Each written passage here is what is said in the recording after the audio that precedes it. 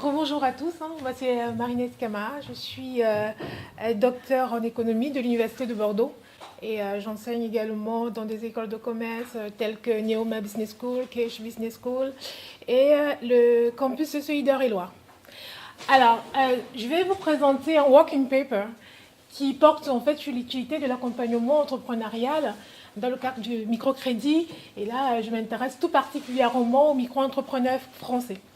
Alors, l'accompagnement entrepreneurial, on sait tous ce que c'est un ensemble de services dont le but est de permettre aux porteurs de projets ou aux micro-entrepreneurs de développer un certain nombre de compétences et de connaissances en matière de gestion, de démarrage et de développement d'une activité. Alors, c'est quoi l'objectif du papier? C'est tout simplement d'apprécier l'efficacité des services d'accompagnement. Plus précisément, il s'agit de répondre aux 4 questions qui sont là. L'accompagnement entrepreneurial est-il réellement utile? Permet-il aux bénéficiaires de démarrer dans de bonnes conditions? Le permet-il de faire plus facilement face aux difficultés qu'ils rencontrent en cours de route? Et est-ce que l'aide ainsi apportée est réellement bénéfique au développement de l'activité? Afin de répondre à ces questions, j'ai réalisé une enquête auprès de quelques bénéficiaires de l'ADI. L'accompagnement qu'elle propose, hormis le rôle spécifique des conseillers crédit, est gratuit et personnalisé. Et cet accompagnement est réalisé par une personne dédiée, un bénévole, qui peut être en activité ou à la retraite et qui a une certaine expérience de la gestion d'entreprise. Ça peut donc être un expert comptable, un consultant en marketing, un cadre bancaire ou un chef d'entreprise. Le rôle donc de cette personne est d'aider le créateur à maîtriser les différents aspects liés au démarrage et au développement d'une activité économique tout simplement. Alors les résultats des études que l'association a réalisées concluent globalement un impact positif de l'accompagnement. En fait, je montre dans ce papier que derrière ces forts taux de satisfaction affichés se cache en fait une diversité de perceptions parmi les bénéficiaires. Comment j'arrive à cette conclusion globale? J'ai réalisé donc en 2011 une enquête qualitative approfondie auprès de 22 personnes financées et accompagnées par l'association. Côté démarche méthodologique, j'ai opté pour des entretiens non directifs. Pourquoi? Afin de permettre aux personnes de parler librement et surtout de dépasser les réponses convenues, de leur permettre de s'exprimer librement de leur relation avec la gestion de microfinance et surtout de la perception des services qu'ils ont obtenus. 5 thématiques ont été considérées. L'utilité au démarrage, l'utilité au développement, l'utilité face aux difficultés, les changements dans les pratiques et l'impact psychologique. Par impact psychologique, j'attends meilleure appréhension de son environnement, gestion du stress, confiance en soi et soutien moral. Qu'est-ce que j'obtiens comme résultat? Lorsque la question porte sur l'impact global sur l'activité, on se rend compte que les micro-entrepreneurs sont plutôt positifs. Maintenant, en déclinant les questions selon les différentes thématiques, là, l'impact est un peu plus nuancé. Si donc l'accompagnement se révèle fort utile au démarrage de l'activité et pour son développement, l'impact au niveau des changements des pratiques est plutôt neutre. L'impact limité de l'accompagnement dans ce domaine-là n'est pas dans l'absolu à imputer à l'équipe accompagnatrice. Pourquoi? Parce qu'il y a 3 cas de figure qui peuvent se présenter. Des personnes qui rencontrent des difficultés, mais qui n'en parlent pas à leur accompagnateur. Tout simplement parce qu'elles ne savent pas qu'elles peuvent le faire et que c'est le rôle de l'accompagnateur que de leur apporter de l'aide. Des personnes qui rencontrent des difficultés, mais qui vivent l'accompagnement, qui voient l'accompagnement une sorte de contrôle. C'est mon activité, c'est mon business, je ne veux pas que quelqu'un d'autre mette le nez dedans, donc je ne m'étends pas trop avec mon accompagnateur. Également, les personnes qui rencontrent des difficultés, mais pas pudeur ou par honte, n'en font pas part. Il faut comprendre également que ce sont des petites activités qui sont étroitement liées à la vie personnelle du créateur. Donc parler de ces activités, c'est aussi parfois parler de ses difficultés personnelles et donc pas pudeur, on ne le fait pas. Également, j'ai encore poussé mon analyse un peu plus loin et j'ai effectué une notation numérique. J'ai attribué les scores aux différents impacts que j'ai dégagés. Ces scores vont donc de -2 lorsque l'effet est jugé négatif, à 4 lorsqu'il y a un fort impact positif. J'ai pour chaque entrepreneur, déterminer un score global. J'ai trouvé une moyenne de 8,4 pour un maximum de 20 et un score minimum de 0. Ce faisant, j'ai identifié 5 parcours d'accompagnement. Un parcours que j'ai qualifié d'utilité forte, un parcours que j'ai qualifié d'utilité significative localisée, un parcours que j'ai qualifié d'utilité marginale localisée, un parcours qualifié de sympathique sociale et enfin un parcours mal vécu. C'est quoi le parcours utilité forte? Ici, l'accompagnement est perçu comme nécessaire, voire indispensable. Ce parcours-là concerne des entrepreneurs qui ont un score largement au-dessus de la moyenne. Les scores sont compris entre 20 et 14. Donc, ce sont des situations où l'accompagnement a eu un impact positif significatif dans l'ensemble des domaines étudiés. Il a donc ainsi permis aux créateurs de démarrer dans de bonnes conditions, de développer certaines compétences en matière de gestion et d'affronter plus sereinement les difficultés qu'ils vont rencontrer. Et le parcours suivant, c'est le parcours utilité significative localisée. L'accompagnement ici est très significatif. L'impact de l'accompagnement est très significatif dans certains domaines.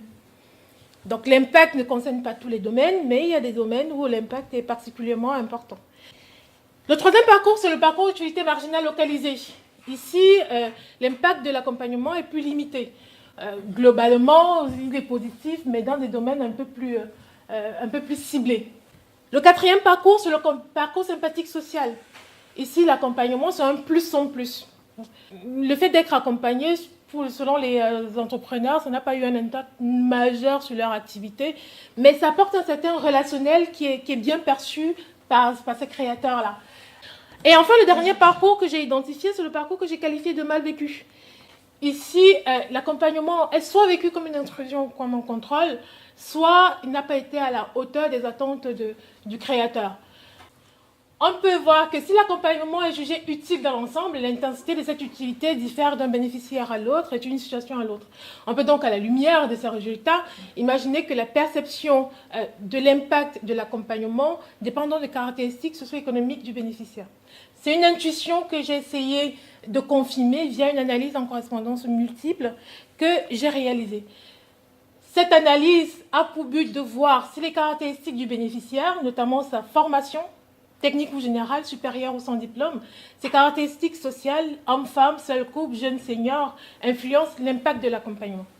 Je me base pour cette analyse sur un échantillon composé de 40 bénéficiaires des services d'accompagnement qui ont reçu le microcrédit et qui ont également été accompagnés.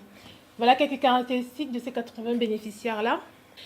Alors, ce faisant, je trouve que 29% de l'échantillon correspond au parcours utilité forte, 24% au parcours utilité marginale, 20% au parcours utilité partielle, 21% au parcours utilité significative et 6% au parcours sympathique, social ou mal vécu.